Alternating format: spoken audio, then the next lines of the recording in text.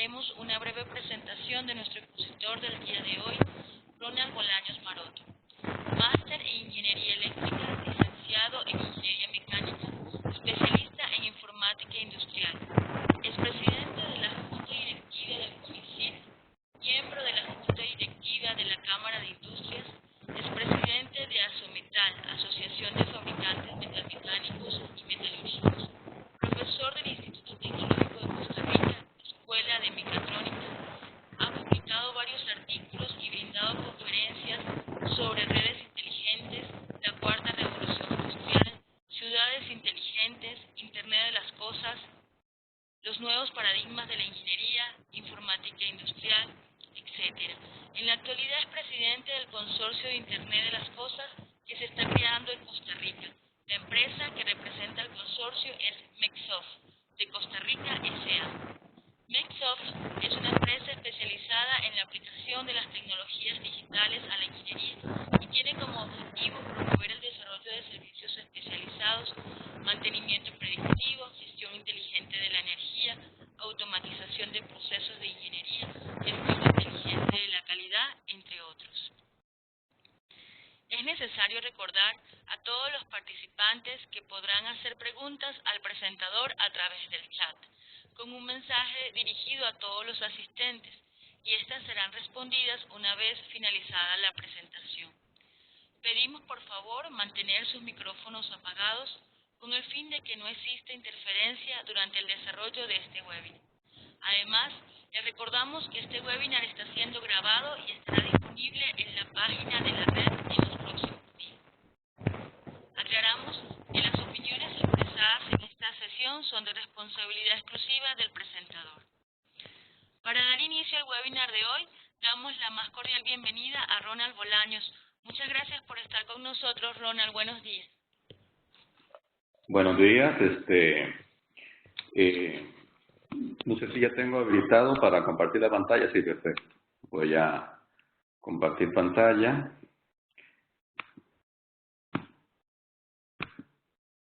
Ok, muy bien. ¿Observan bien la imagen?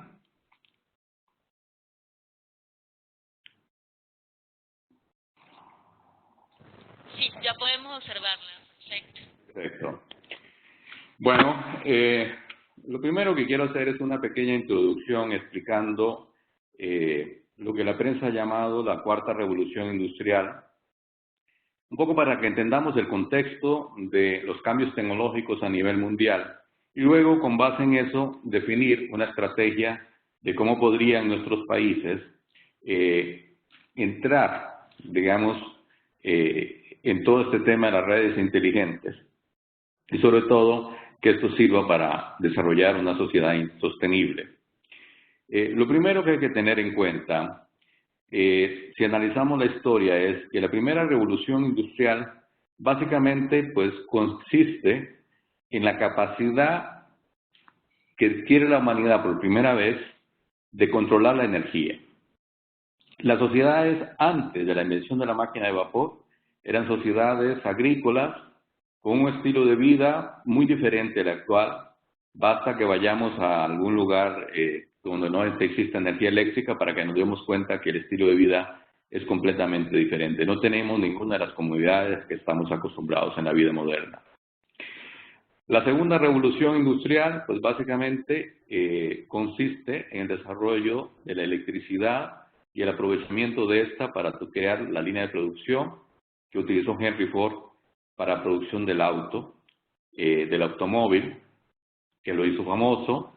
En la tercera revolución lo que vimos fue la introducción de la robótica, de los equipos de producción industriales automatizados. Y de hecho, esta foto que aparece ahí, esa imagen, corresponde a la tercera revolución industrial. Entonces, la cuarta revolución industrial, si la queremos entender, tenemos que verla desde otra perspectiva. Por primera vez la humanidad está adquiriendo la capacidad de crear máquinas y sistemas inteligentes, con los cuales podemos interactuar como si estuvieran vivos.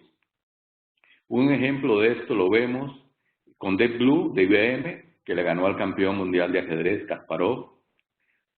o de Watson, también de IBM, que ganó el concurso Jeopardy con los dos principales campeones que había tenido este concurso en Estados Unidos.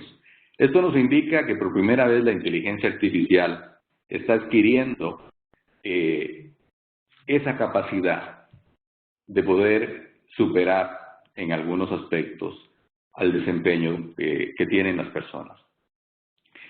He leccionado la industria automotriz para explicar este concepto.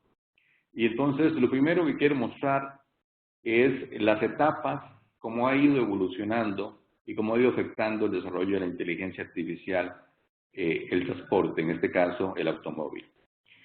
Aquí vemos en esta imagen un navegador. A mí me tocó, supongo que a varios de ustedes les habrá tocado en algún momento andar en una gran ciudad que no conocemos, acompañados con alguien con un mapa, que si queremos llegar a un lugar, pues nos dice que tomamos a la izquierda, a la derecha. Bueno, la primera gran innovación fue crear los navegadores y con la ayuda de los GPS poder ubicar un lugar donde queríamos ir en la ciudad, saber y que esta aplicación nos dijera cuál era la ruta más directa para llegar a ese lugar. Eso fue un gran avance, poder digitalizar los mapas. El segundo avance que estamos viendo hoy en día fue el de pasar del navegador a una aplicación en los teléfonos inteligentes como Waze e integrar en la nube la información de muchos usuarios. En este caso, la ventaja que tenemos es que al tener la información de muchos usuarios en la nube, la aplicación puede predecir dónde hay congestionamientos en la ciudad, dónde hay embotellamientos. Y ya no busca la ruta más directa para llegar al punto donde vamos, sino la más rápida, evitando estos congestionamientos. Es decir, hemos tenido un aumento, pues si queremos verlo así, de la inteligencia en la aplicación. Esta es la etapa que yo llamo de integración, poder integrar la información en la nube. La tercera etapa, que llamo yo de normalización, es, si bien estas aplicaciones nos han ayudado a poder movilizarnos más efectivamente por las ciudades, en realidad no han hecho mucho por cambiar la situación del transporte. Seguimos viendo los congestionamientos, los embotellamientos. Una de las cosas que ya están ayudando en las ciudades inteligentes a cambiar esto es el uso de los semáforos inteligentes. Esta es la etapa que yo llamo de normalización. Es comenzar a detectar, viendo ya todo el sistema de transporte, cuáles son los cuellos de botella, y nos damos cuenta que son los semáforos. Y entonces un semáforo inteligente es un semáforo que podría integrarse a un sistema como Waze, y sabiendo cuáles son las vías congestionadas, poder modificar el tiempo que los semáforos permanecen en verde para agilizar el tráfico. O por ejemplo, como se ve en la fotografía, cuando viene un servicio de emergencia, ya sea un camión de bomberos o una ambulancia, darle un paso expedito poniendo todos los semáforos en verde. Esta etapa ha logrado demostrar que ya es posible en las ciudades que usan estos semáforos inteligentes reducir un 28% el tiempo que pasan las personas frente al semáforo, lo cual ya representa una agilización del tráfico. Y lo que ya se pronostica a futuro, como la solución de los congestionamientos en las grandes ciudades, el poder desarrollar un auto inteligente, un auto capaz de manejarse por sí solo y conectado a todos estos sistemas, podría aumentar, digamos, el tráfico en las ciudades hasta 8 veces. ¿Por qué? Porque los cuellos, como dijimos, son los semáforos. Si en un semáforo, en lugar de detenerse los autos, si fueran ya autónomos y fueran inteligentes, podrían coordinarse entre sí y simplemente uno pasaría primero que el otro y se estarían coordinando. Entonces no habría necesidad de que los autos se detengan en los cruces. En realidad los semáforos son una ayuda visual para las personas. No son necesarios para que un auto inteligente simplemente podría coordinarse con otro. Y esto pues agilizaría muchísimo y determinaría ya por fin los congestionamientos que tenemos hoy en día en las ciudades. Entonces, parece ser una buena idea que las máquinas y los sistemas se vuelvan inteligentes. Lograríamos reducir los tiempos de traslado de las ciudades. Sería más seguro, la mayoría de los accidentes son provocados por errores del conductor. Haría más la experiencia del usuario más confortable. Porque entonces ya no estaríamos estresados en congestionamiento, sino que estaríamos aprovechando ese tiempo para descansar, para hacer un trabajo, para conversar con otra persona. Siempre la inquietud es, bueno, ¿y ahora qué va a pasar con el chofer? Si los sistemas se vuelven automáticos, ¿qué pasará con las personas que hacían esos trabajos?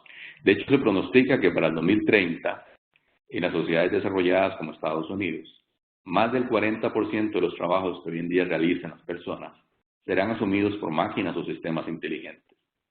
Eso implica un gran reto para países como los nuestros, que trato de ilustrar en la siguiente lámina. Aquí vemos en la cadena de distribución, en un teléfono, el iPhone, digamos, que es como el primer y más popular teléfono inteligente. ¿Cómo se distribuye el valor de un iPhone en la cadena de producción? El 73% del valor lo tiene el diseño. De ahí el 58% corresponde a Apple por el diseño conceptual y el otro 25% corresponde a compañías que desarrollan el diseño de ingeniería, ya sean coreanas o japonesas. En segundo lugar, un 22% viene en materiales y componentes modulares que son patentados que forman parte del iPhone. Y en último lugar, el 5% corresponde a lo que hacen el ensamble, la fabricación, como China y otros.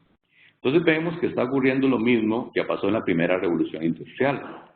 Antes de la revolución industrial, países como los nuestros, Latinoamérica en general, ricos en materias primas, eran los que controlaban la riqueza. De ahí la famosa expresión del rey de España cuando decía que vale un Perú. Cuando se desarrollaron, por ejemplo, los telares automáticos, un telar automático aumentaba 8 veces la productividad del trabajador con respecto a alguien que usaba un telar manual. En ese entonces vimos perder nuestra ventaja competitiva. Antes la riqueza la controlaba el que era el dueño de la tierra, el dueño de las materias primas. Cuando se crearon los telares automáticos, usted podía tener un rebaño de ovejas y producir abrigos usando esa lana con un telar manual, y su costo era mayor de alguien que compraba esa materia prima a otro y utilizaba un telar automático para producir. Desde ese entonces vimos cómo la riqueza se desplazó de estos países a los países que tenían los bienes de producción, que tenían la industria. Y hoy en día, conforme vamos viendo que se va automatizando la producción usando técnicas como Internet de las Cosas o la impresión 3D, vemos que pasamos de la línea amarilla de los productos tradicionales a la línea roja de los productos inteligentes conectados a Internet, como es el iPhone. Además, vemos que se genera una nueva fuente de ingresos, que son los servicios y aplicaciones. Un iPhone no solo se gana Apple por la venta del teléfono, sino también gana por el hecho de vender música, video, aplicaciones. Hoy en día eso representa más o menos el mismo valor de mercado que representa la venta del iPhone, que es un 100%, pero en la medida en que vayamos desarrollando nuevos servicios y aplicaciones, esto podrá representar un 300, un 400% del valor del producto. Y entonces eso nos lleva a un nuevo paradigma, donde las empresas ya no venden productos sino servicios. De hecho, hoy en día las compañías telefónicas, a cambio de un contrato de servicio por 2 años, te ofrecen gratis el teléfono. Y eso cada vez va a ser más la tendencia a futuro. Esto nos genera nuevos paradigmas. El primero, y que quiero resaltar, es la capacidad de controlar la inteligencia. Hemos visto cómo ha avanzado la humanidad desde que adquirió la capacidad de controlar la energía. Antes, la única forma de hacer un trabajo era usando un ser vivo, por ejemplo, un caballo. Cuando ustedes ven las películas viejas del oeste, vemos que se le llama a la locomotora el caballo de hierro. Y la medida de potencia de caballos de fuerza viene de esa época. Entonces nosotros asociamos la capacidad de hacer trabajo a un ser vivo, como el caballo en este caso. Hasta ahora habíamos creído que era imposible controlar la inteligencia. La inteligencia la tenían las personas y lo más que podíamos hacer era pues crear valores culturales que hicieran que la gente pues siguiera ciertas reglas de comportamiento.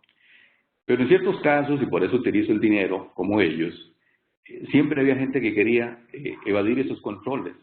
Y por ejemplo, teníamos la falsificación de dinero, el soborno, para tener ciertas ventajas en una licitación, por ejemplo, el contrabando. Veamos qué pasa cuando vamos automatizando las transferencias de dinero, los pagos.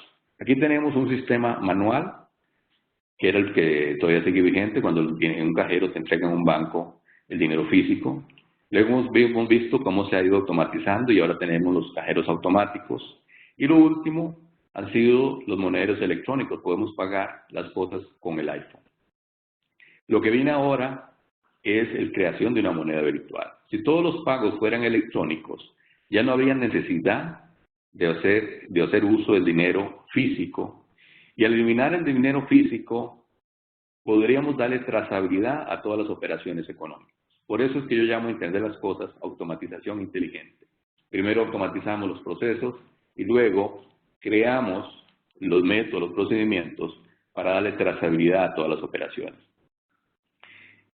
Si supiéramos, por ejemplo, en una licitación tuviéramos duda, podríamos investigar a todos los funcionarios y darnos cuenta de a dónde proviene el dinero que ellos poseen. Y podríamos, en ese caso, tener las pruebas si encontramos un funcionario que recibió una moneda virtual de la compañía que ganó esta licitación. Entonces, lo primero que tenemos que tener en cuenta es que estos sistemas nos van a permitir controlar totalmente todos los procesos productivos. Y eso, en el caso de que tengamos un problema, nos permite encontrar la fuente, el origen de ese problema. Eso tiene un gran valor, sobre todo, y aquí lo pongo en el caso de la industria, cuando tenemos un equipo de producción computarizado, como este que se ilustra acá, que es un equipo de control numérico que se utiliza para producir piezas mecánicas.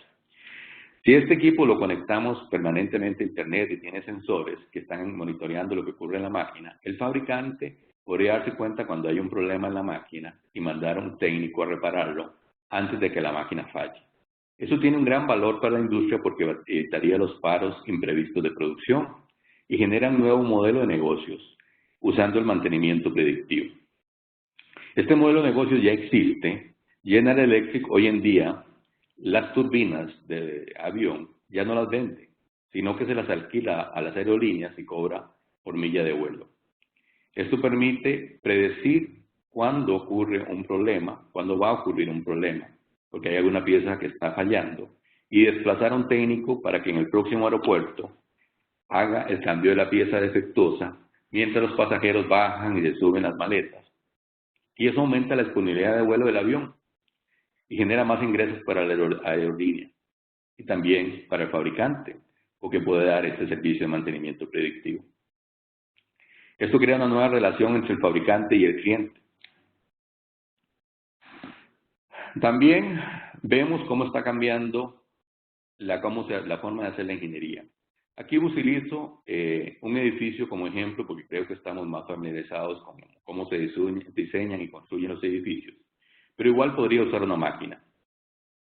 Vamos hacia la creación de modelos tridimensionales y ubicar estos modelos en la nube para que las diferentes personas que tienen que ver en este caso con el diseño, construcción, operación y mantenimiento de un edificio puedan ver antes de que se construya qué es lo que queremos hacer. Poder sugerir cambios, modificaciones. Esto ya está probado en los países desarrollados que están aplicando este concepto, que el aplicar las tecnologías digitales a las obras de ingeniería, lo que yo llamo ingeniería inteligente, podría reducir los costos hasta en un 35% en todo el ciclo de vida del edificio o de cualquier máquina. Estamos hablando de crear un gemelo digital que nos permita, en la etapa de diseño, cuando es más barato, hacer las correcciones. Es muy caro hacer correcciones o modificaciones cuando ya se está en construcción y más aún cuando se entrega el edificio. Eso tiene un gran costo. Mientras que en la etapa de diseño esto es muy barato. Entonces, lo que estamos viendo es que durante toda la vida, si este edificio además es inteligente, le ponemos sensores, podemos estar monitoreando y garantizando un adecuado uso de la energía, del agua y de otras, y en general el confort del usuario. Entonces, lo que va a pasar es que vamos a automatizar la fabricación y los técnicos y los ingenieros los vamos a desplazar hacia el diseño, que es lo que agrega valor, o hacia los servicios postventa. Simplemente, como ha ocurrido en el pasado, lo que vamos a hacer es a cambiar las funciones que realiza el personal. Siempre nos asustamos cuando aparecen estas nuevas tecnologías, igual cuando aparecieron las primeras máquinas, hubo una reacción de destruir estos equipos, los telares automáticos, por ejemplo. De hecho, si ustedes lo piensan bien, hoy en día está ocurriendo lo mismo. Está aumentando el desempleo, se espera incremento en los próximos años, y esto nos va a obligar a reestructurar la sociedad. Porque definitivamente no podemos tener una sociedad donde existan personas que acumulen muchísima riqueza, mientras otros están desempleados y no pueden satisfacer sus necesidades. Por eso, pienso que va a surgir un nuevo tipo de sociedad que llamamos sociedad inteligente, tan diferente de la sociedad industrial como la sociedad industrial fue a su momento diferente de la sociedad agrícola. Se ha generado una nueva fiebre del oro. Se pronostica que para el 2022 los negocios relacionados a Internet de las Cosas sumen unos 751 mil millones de dólares por año, donde el principal sería el desarrollo de edificios inteligentes. En segundo lugar, los automóviles inteligentes, estos autos que se conduzcan solos. En tercer lugar, vendrían las redes eléctricas inteligentes, luego las ciudades inteligentes y la automatización de la industria y otros sectores como el agrícola, etcétera, que podrían también beneficiarse de estas nuevas tecnologías. La pregunta entonces es cómo pueden nuestros países sumarse a esta nueva ola para que no nos pase lo que nos pasó con la primera revolución industrial, que simplemente quedamos rezagados, nos convertimos en exportadores de materias primas, pero la fuente de riqueza se había ido para los que tenían la maquinaria industrial. Nosotros producíamos el cacao, Europa hacía el chocolate, y obviamente se quedan con la mayor parte de los beneficios.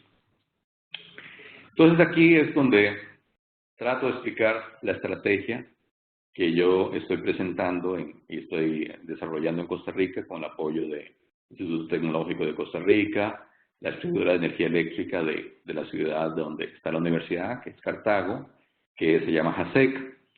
Y rápidamente, vean ustedes acá que a mí me gusta denominar esta cuarta revolución industrial la revolución inteligente, y que estimo que el punto de inflexión, si bien ya esta revolución empezó, va a estar en el 2030, cuando se pronostica que se va a dar una singularidad tecnológica, y es que por primera vez la inteligencia artificial va a sobrepasar la capacidad que tiene el hombre para aprender, para desarrollar nuevas ideas y conceptos.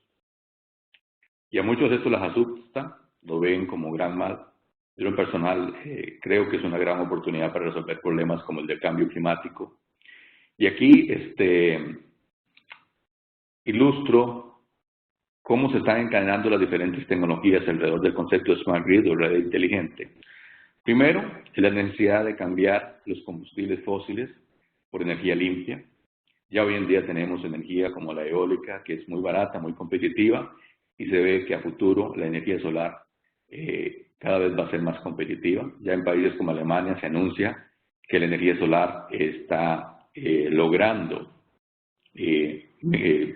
competir en precio con la energía proveniente del carbón y el gas natural, y poco a poco se van a ir sumando más países.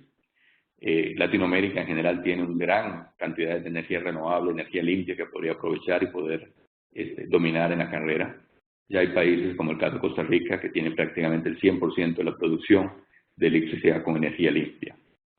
La segunda tecnología que vemos en ascenso es el desarrollo de baterías de alta eficiencia y bajo costo para el almacenamiento de la energía eléctrica en gran escala, que está permitiendo el desarrollo de los autos eléctricos. Ya hemos visto compañías como Tesla que anuncian autos con una autonomía de 300 kilómetros y un costo de $35,000. Y según el gobierno de Estados Unidos, en el 2022 los autos eléctricos se igualarán en costo a los motores de combustión.